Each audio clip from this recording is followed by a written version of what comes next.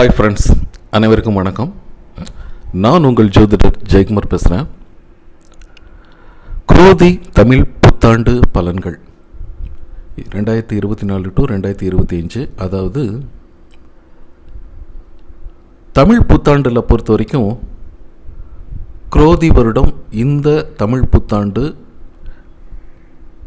April மாதம் 14ஆம் தேதி தமிழ் புத்தாண்டு பிறக்குதுங்க. இதில் என்ன ஒரு பியூட்டின்னு பார்த்தீங்கன்னா, இதே தமிழ் புத்தாண்டில் தான் மே மாதம் 1ஆம் தேதி குரு பெயர்ச்சியும் நடக்குது. ஸோ எல்லோருடைய வாழ்க்கையிலையும் பார்த்தீங்கன்னா, இந்த வருடமாவது நமக்கு ஒரு விமோச்சனம் கிடைக்காதா, வேலை கிடைக்காதா, திருமணம் நடக்குமா, வெளியூர் பயணம் இனிதாக அமையுமா, பிஸ்னஸ் க்ரோத் ஆகுமா, புதிய பிஸ்னஸ், புதிய வேலை போன்ற விஷயங்கள் நமக்கு நல்லபடியாக நடைபெறணும். கல்வியில் நான் மிக உயர்ந்த இடத்துக்கு போகணும், நல்லா படித்து நல்ல மதிப்பெண்கள் எடுக்கணும், அரசு தேர்வில் வெற்றி பெறணும்,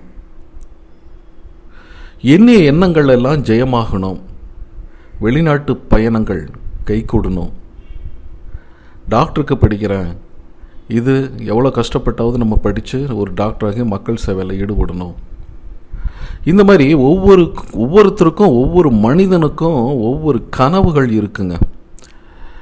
விரும்பிய பெண்ணை நம்ம திருமணம் செஞ்சுக்கணும் இந்த வருடத்தில் அப்படிங்கிற எண்ணங்கள் அதிகமாக இருக்கும். பொருளாதார நிலையில் தேக்கம் அடைஞ்சிருக்கு, ஒன்றுமே சரியில்லைங்க, இந்த வருடமாக நல்லா இருக்குமா, வீடு கட்டணும்னு நினச்சிட்ருக்கிறேன், இது கை கூடுமா அப்படிங்கிற மாதிரி பல விஷயங்கள் மனதில் போட்டு அழுத்திட்டு இருக்குது.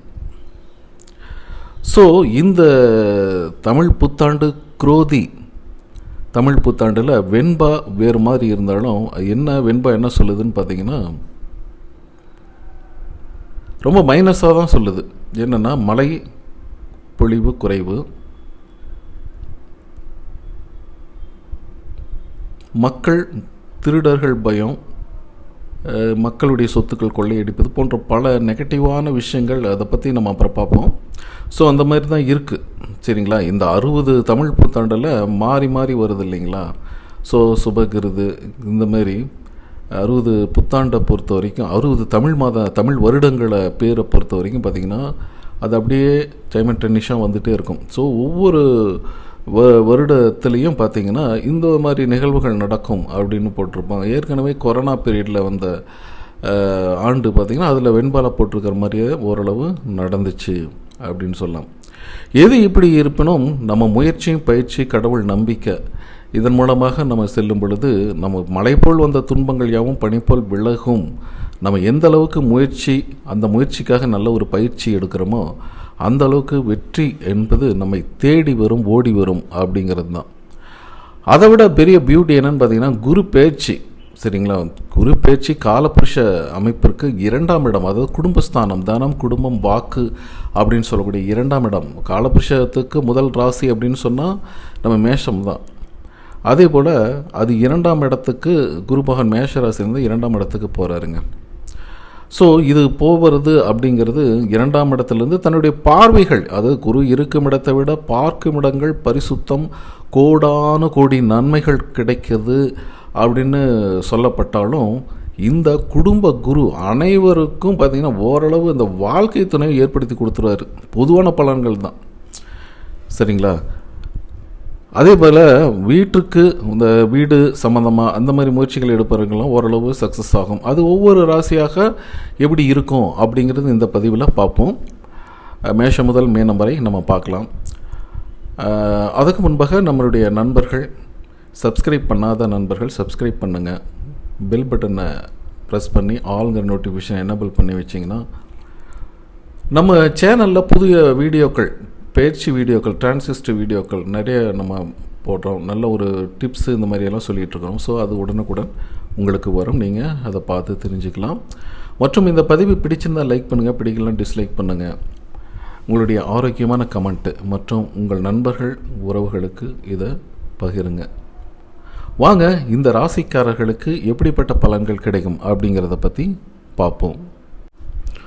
குரோதி தமிழ் புத்தாண்டு ராசி பலன் வரிசையில் ரிஷபம் ராசிக்காரர்களுக்கு எப்படிப்பட்ட பலன்கள் இந்த குரோதி தமிழ் புத்தாண்டில் கிடைக்கும்? இந்த குரோதி தமிழ் புத்தாண்டு பலனை பொறுத்த வரைக்கும் உங்களுடைய ராசியிலே குரு பகவான் வராருங்க. மே 1ஆம் தேதி. குரோதி தமிழ் புத்தாண்டு ஏப்ரல் மாதம் 14ஆம் தேதி பிறக்குது. கிரக பயிற்சி சிலருக்கு அதிர்ஷ்டங்களை அதிகரிக்கும். சித்திரை மாதத்தில் குரு பகவான் 12 ஆண்டுகளுக்கு பிறகு ரிஷப ராசிக்கு வராருங்க. அதே போல் இந்த குரோதி ஆண்டில் ராகு சனி சேர்க்கை ஏற்படுது 11ஆம் இடத்துல அப்படின்னு சொல்லி. இந்த கிரகங்களின் மாற்றங்கள் ரிஷபராசியில் பிறந்தவர்களுக்கு என்னென்ன மாற்றங்கள் வாழ்க்கையில்? சுக்கிரனை ராசி அதிபதியாக கொண்ட ரிஷப ராசிக்காரர்களுக்கு ராகு நல்ல பொசிஷனில் இருக்காருங்க. 10ல் 11ல் கிரகங்கள் இருக்கணும் அப்படின்னு விதி. ஸோ 11ஆம் இடத்துல லாபஸ்தானத்தில் எந்த கிரகங்கள் இருந்தாலும் நன்மைகள் தான் செய்யும். கேது பூர்வ புண்ணிய ஸ்தானமான 5ஆம் இடத்துல பயணம். ஸோ குரு பகவான் இந்த ரிஷபம் ராசிக்கு வர்றது 12 வருஷத்துக்கு ஒரு தடவை. ஸோ 12ஆம் வீட்டில் இருந்து உங்கள் ராசிக்கு ஜென்ம குருவாக இந்த குரு பகவான் டிரான்சிஸ்ட் அடைகிறாரு. சனி பகவான் ஆண்டு இந்த வருஷம் இறுதியில், அதாவது குரோதி ஆண்டு இறுதியில் விரயஸ்தானத்திற்கு, அதாவது விரயஸ்தானம்னா உங்களுக்கு காலபுருஷத்துக்கு விரயஸ்தானம், 2வது ரிஷப ராசிக்கு உங்களுக்கு 11 இடம் அப்படிங்கிற லாபஸ்தானத்துக்கு வராருங்க.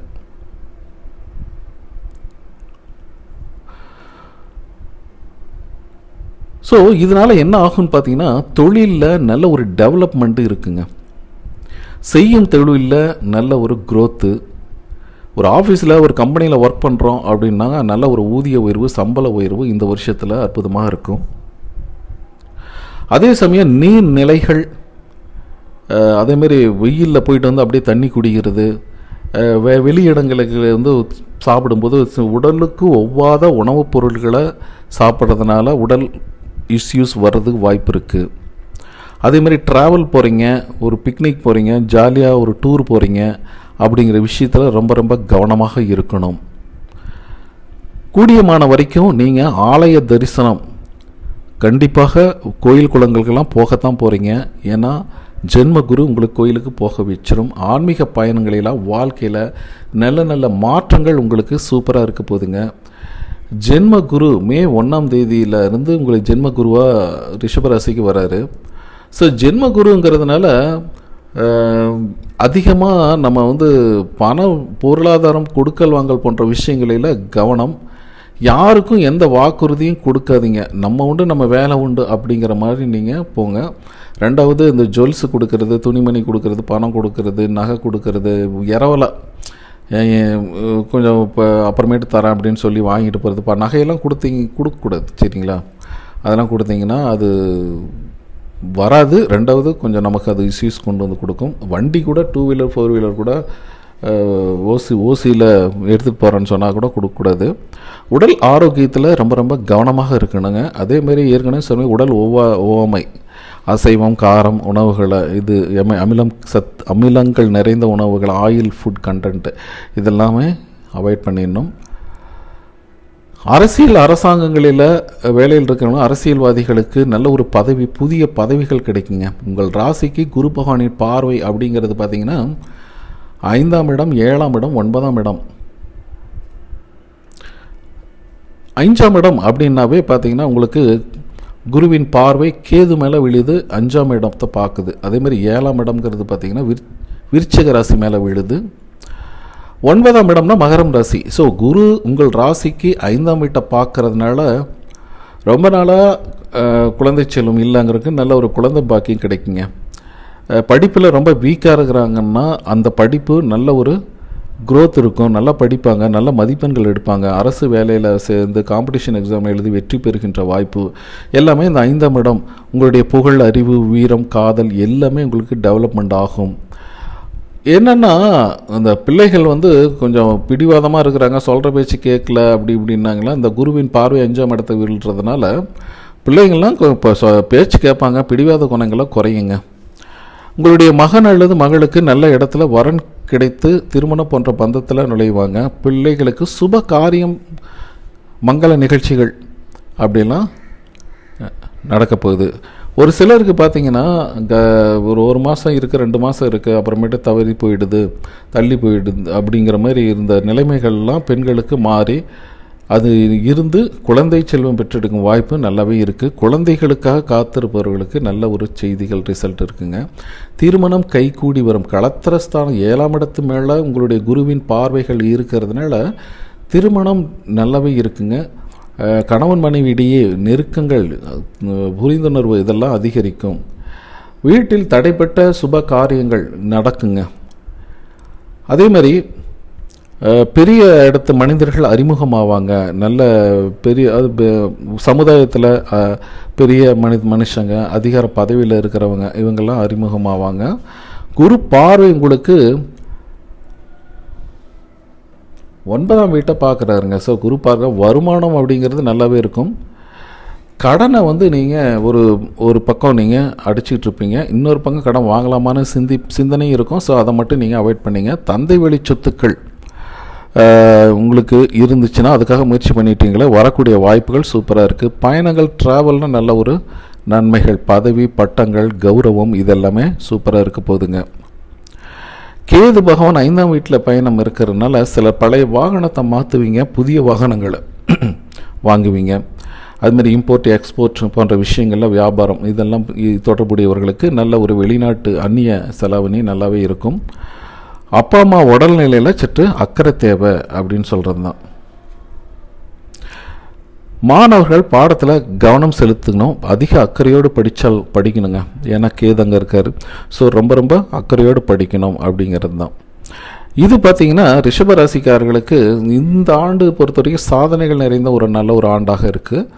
இது பார்த்திங்கன்னா ஒரு பொதுவான பலன்களை தான் நம்ம சொல்லியிருக்கோம். உங்களுடைய சுய ஜாதகத்தில் இருக்கிற கோள்களின் நிலைகள், தசாபுத்திகள் இதெல்லாம் வச்சு 100% ப்ரிடிஷன் சொல்லலாம். இதற்காக எங்கிட்ட ஒரு கன்சல்டேஷன் ஜாதகம் பார்த்துக்கணும் நீங்கள் விருப்பப்பட்டீங்கன்னா ஸ்க்ரீனில் இருக்கிற என்னோட வாட்ஸ்அப் எண்ணுக்கு கான்டெக்ட் பண்ணுங்கள், மெசேஜ் பண்ணுங்கள். அதற்குரிய கட்டணங்கள் செலுத்தி பார்த்துக்கலாம் நீங்கள் விரும்பினால். சரிங்களா? ஓகே, பாய்.